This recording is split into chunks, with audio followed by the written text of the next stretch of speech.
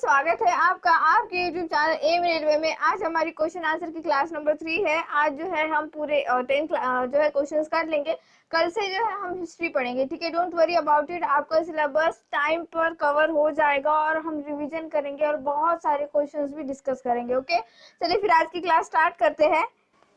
Actually I was working on ethics PDF. आपके लिए हमने एथिक्स का पीडीएफ भी डिज़ाइन कर दिया है। बहुत ही बढ़िया तरीके से एथिक्स का पीडीएफ हमने लिखा है। मात्र 50 रुपीज़ में आपको एथिक्स का पीडीएफ मिल जाएगा। उसका जो है हम लोग एक अनाउंसमेंट वीडियो बना देंगे। जिसे भी ज़रूरत है एथिक्स की, एक्चुअली एथिक्स सब्जेक्ट की, क्योंकि 4 या 8 मार्क्स के लिए एथिक्स आएगा ही 101%, तो वो वहाँ से खरीद लेना। ओके, चलिए फिर आज की क्लास स्टार्ट करते हैं। क्लास स्टार्ट करने से पहले हमने जनरल नॉलेज का बहुत ही बेहतरीन पीडीएफ डिज़ाइन कर रखा है, स्पेसिफिकली इस post and multitasking and mail guard post के लिए, ठीक है। आपने ये पीडीएफ नहीं लिया है अभी तक तो ले लीजिए। मात्र 150 रुपीज़ में पीडीएफ है। बहुत अच्छी डील है, अच्छी इन्वेस्टमेंट है, खरीद लेना। चलिए फिर स्टार्ट करते हैं फर्स्ट क्वेश्चन से। क्या है? The first definite step to provide parliamentary control over East India Company was taken by. तो देखो ये हुआ क्या था, एक्चुअली होता क्या था, जो भी अंग्रेज थे, जैसे राजा रानी अंग्रेज, वो लोग यहाँ नहीं आते थे कहीं भी। इतनी सारी कॉलोनीज थी अंग्रेजों की, लेकिन वो वहाँ पर राज करने के लिए खुद उस कॉलोनी में जाकर नहीं रहते थे। वो रहते थे अपने अपने शहर में, अपने अपने कंट्री में। एक्चुअली कहा जाए तो कंट्री में रहते थे वो लोग, नहीं आते थे। वो अपने चेले भेजते थे। वो चेले जो है यहाँ पर आकर काइंड ऑफ प्राइम मिनिस्टर की तरह वर्क करते थे, ठीक है। जैसे कि लॉर्ड डलहौजी, लॉर्ड रिपन, ठीक है। तो ये एक काइंड ऑफ उन लोगों को वायसराय, कुछ भी बोलो, उनको कोई भी पदवी दे दो, वो सिर्फ और सिर्फ ब्रिटिश लोगों के चमचे थे, ठीक है। मतलब एज अ ऑफिसर वहाँ काम करते थे। यहाँ पर उनको एज अ वायसराय ऐसे पोस्ट दी जाती थी, ठीक है। तो हुआ क्या था एक्चुअली, पहले तो ईस्ट इंडिया कंपनी को 30 साल के लिए जो है बिजनेस करने के लिए भेजा गया था इंडिया में, ठीक है। और ईस्ट इंडिया कंपनी इस वजह से, बिकॉज इंडिया इस साइड में है ना ब्रिटिश लोगों से, ब्रिटिश वेस्ट साइड में, तो इसीलिए उस कंपनी का नाम ईस्ट इंडिया कंपनी रखा गया। तो कंपनी के जितने भी लोग थे उन्हें 30 साल के लिए यहाँ पर बिजनेस करने के लिए भेजा गया था। कोई भी उनके लिए टैक्स वगैरह नहीं था, ठीक है।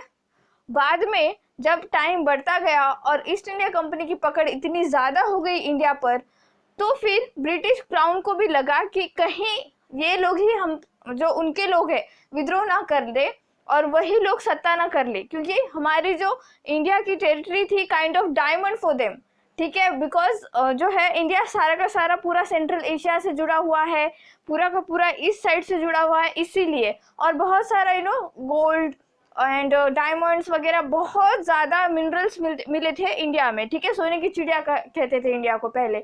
इसीलिए इंडिया अपने हाथ से न जाए, इसलिए ब्रिटिश क्राउन ने अपने हाथों में सत्ता ले ली थी।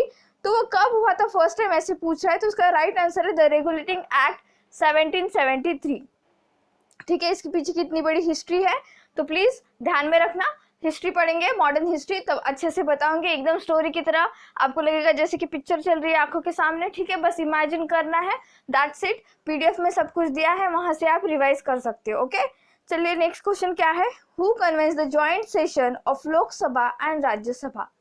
देखो, लोकसभा राज्यसभा दोनों की जॉइंट सेशन बुलाने का अधिकार तो प्रेसिडेंट को होता है, लेकिन प्रिसाइड करने का, मतलब उस चेयर पर बैठ के प्रिसाइड करने का या फिर उस मीटिंग को शुरू करने का अधिकार लोकसभा स्पीकर को होता है, ठीक है। अगर लोकसभा स्पीकर अब्सेंट है तो डिप्टी स्पीकर ऑफ लोकसभा, वो भी अब्सेंट है तो राज्यसभा के डिप्टी स्पीकर।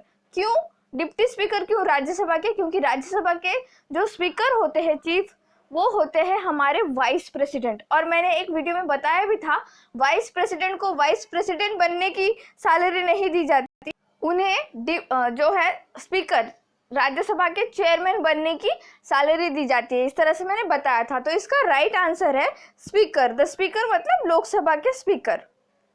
नेक्स्ट क्वेश्चन है, the biggest planet in the solar system is. हाँ, जो भी बच्चे बोल रहे थे ना कि मैम सोलर सिस्टम पढ़ाने की जरूरत नहीं है, सिर्फ इंडियन ज्योग्राफी आएगी, देखो अब इस तरह के क्वेश्चन आएंगे तो आप आंसर कर पाओगे क्या? हाँ, आपको पढ़ना होगा जितना हम पढ़ा रहे हैं, ठीक है। हम मोर देन इनफ पढ़ा रहे हैं, प्लीज पढ़िए। हमें सजेशन मत दीजिए, बिकॉज हम आपसे बहुत ज़्यादा जानते हैं। ओके, तो जितना भी आगे पढ़ाया जाएगा ऐसा मत कीजिए कि इतना हाई फाई नहीं आएगा या फिर इतना भी बेसिक नहीं आएगा। सब कुछ क्वेश्चन पूछे जाते हैं, उसी के हिसाब से हमने PDF भी बना रखा है मात्र 150 रुपीज़ में। अगर आप कोई भी GK की बुक ले लोगे 200-300 के ऊपर ही होती है, अच्छी अच्छी बुक्स तो 700-800 की है, तो 150 रुपीज़ में आपको कंपाइलेशन मिल रहा है। आप उससे रिवाइज करते रहिए, क्योंकि छोटा सा PDF है, बहुत बार रिवाइज करते रहिए। 10 बार, अगर 10 बार तो रिवीजन हो ही जाएगा आपका एग्जाम तक, और आपके मार्क्स जो है टोटल आपको मार्क्स मिलेंगे। तो यहाँ पर है बिगेस्ट प्लैनेट, क्वेश्चन था biggest planet of solar system is Jupiter. ठीक है, next, the first Satyagraha campaign of MK Gandhi. अच्छा, गांधी जी का पहला सत्याग्रह कहाँ पर स्टार्ट हुआ था ये पूछा जा रहा है।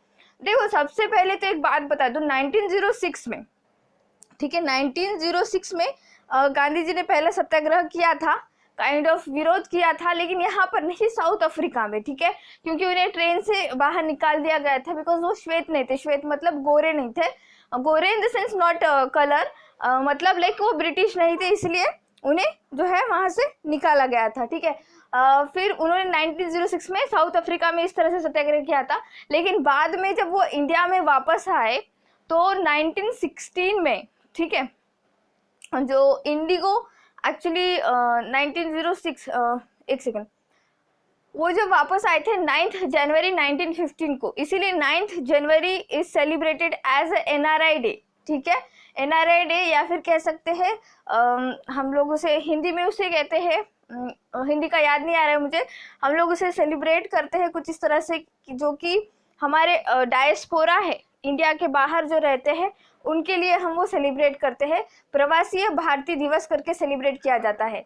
दूसरी बात, इंडिगो क्या था, एक क्या ब्लू कलर का इंडिगो जो है, इंडिगो का जो है प्रोडक्शन होता था, नील की खेती कहा जाता था।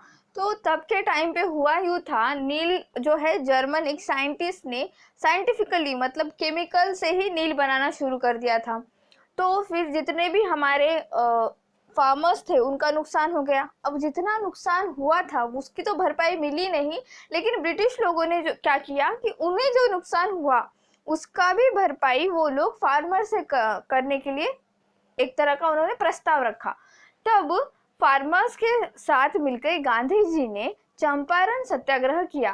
तो ये इनका पहला सत्याग्रह था। ठीक है, याद रखना, Champaran Satyagraha was the first Satyagraha for of MK Gandhi ji. Okay, and next, Bardoli Satyagraha जो है ये सरदार वल्लभ भाई पटेल से रिलेटेड है।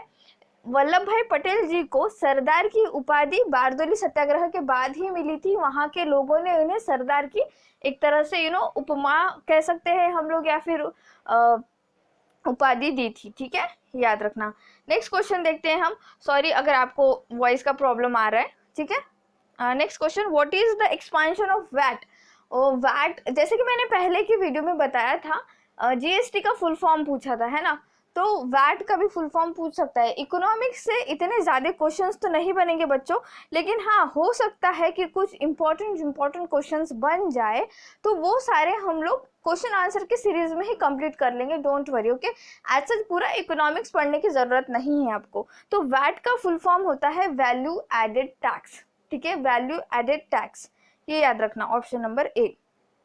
Next, फीना is the governing body of which sport. Sports से रिलेटेड क्वेश्चन 101% एक क्वेश्चन होगा ही।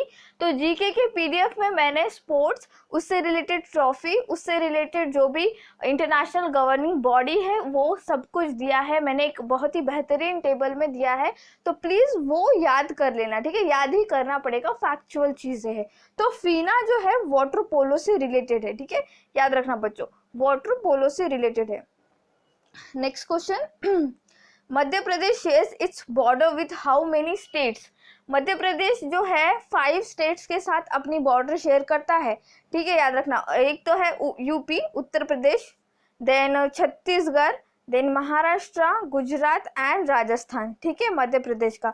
तो एक काम करना, आप लोग एक मैप ड्रॉ कर लेना। मैंने तो मेरे जीके के पीडीएफ में आपको ड्रॉ करके दिया है अपडेटेड मैप, जो जम्मू कश्मीर एंड लद्दाख अलग अलग यूनियन टेरिटरी बन चुके हैं, वो सब कुछ मैंने बहुत ही ज़्यादा अपडेटेड दिया है। आपको किसी बुक में भी नहीं मिलेगा, इतना ज़्यादा अपडेटेड है। इसलिए मैं बार बार आप लोगों को उस बात पर जोर दे रही हूँ कि 150 रुपीज़ है, अच्छे से इन्वेस्टमेंट कर लेना, और उससे लेने के बाद, डाउनलोड करने के बाद अपने मोबाइल के किसी कोने में मत पड़े रहने देना, उसे रिवाइज करते रहना रोज 2 घंटे, ठीक है। तो मध्य प्रदेश जो है, उत्तर प्रदेश सबसे ज़्यादा स्टेट्स से अपनी बाउंड्री शेयर करता है, याद रखना। और दूसरी बात, इंडिया सबसे ज़्यादा लॉन्गेस्ट बाउंड्री कौन से देश के साथ शेयर करता है, तो वो है बांग्लादेश। ये भी क्वेश्चन बहुत बार पूछा गया, इंपॉर्टेंट क्वेश्चन है। Titan is the largest natural satellite of which planet. देखो, प्लैनेट सिस्टम से क्वेश्चन बनते ही है। सोलर सिस्टम आपको जो है एग्जामिनर पूछेगा नहीं, भाई मैंने इंडियन ज्योग्राफी दिया है तो क्या मैं सोलर सिस्टम से पूछूं या नहीं पूछूं, वो आपको कोई कुछ पूछेगा नहीं। सोलर सिस्टम से ही हम लोग आए हैं, तो हाँ, सोलर सिस्टम तो हमारा एक क्या कहते हैं, ज़रूरी चीज़ है पढ़ना, ठीक है। तो आपको सोलर सिस्टम पढ़ना ही होगा। अगर आपने अभी तक सोलर सिस्टम वाला मेरा वीडियो नहीं देखा है तो देख लेना, देखने के बाद पीडीएफ से रिवाइज कर लेना। तो टाइटन जो है ये लार्जेस्ट नेचुरल सैटेलाइट है सैटर्न की, ठीक है। कैसे राइमिंग हो रहा है ना, टाइटन सैटर्न, तो ऐसे याद रखना, okay. Next, who is called as the father of Indian cinema. तो इंडियन सिनेमा के फादर कहे जाते हैं दादा साहेब फाल्के, ठीक है। दादा साहेब फाल्के, इन्होंने पहली मूवी बनाई थी राजा हरिश्चंद्र, 1930 में साइलेंट मूवी थी, ठीक है, 1913 में। और राजा हरिश्चंद्र पहली जो महिला, या फिर कहते हैं पहला दादा साहेब फाल्के अवार्ड किसे मिला था, तो देविका रानी जी को मिला था, ठीक है, याद रखना, देविका रानी जी को। हाल फिलहाल 2020 दादा साहेब फाल्के अवार्ड किसे मिला है, ये भी क्वेश्चन बन सकता है। तो ऋतिक रोशन को सुपर 30 मूवी के लिए। 2019 का किसको मिला था, अमिताभ बच्चन जी को। तो ये आपको सब कुछ इंटरलिंक करना पड़ेगा, ठीक है, करंट अफेयर के साथ। तो इतना आज के लिए काफ़ी है। Thank you so much for watching. Please subscribe to my channel, share this video, like this video, and please keep revising. Thank you.